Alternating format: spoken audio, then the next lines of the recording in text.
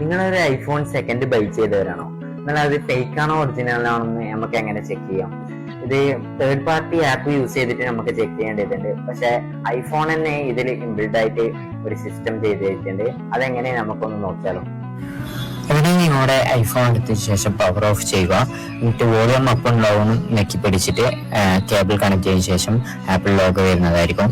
Apple logo വന്ന് കുറച്ച് time എടുത്തതിന് ശേഷം ഡയഗ്നോസ്റ്റിക് എന്നൊരു മോഡിലേക്ക് പോകുന്നതായിരിക്കും. ഡയഗ്നോസ്റ്റിക് എന്ന മോഡിലേക്ക് പോയതിനു ശേഷം അവിടെ കണ്ടിന്യൂ കൊടുക്കുക. കണ്ടിന്യൂ കൊടുത്തതിനു ശേഷം അവിടെ നിന്ന് റൺ ചെയ്യുക.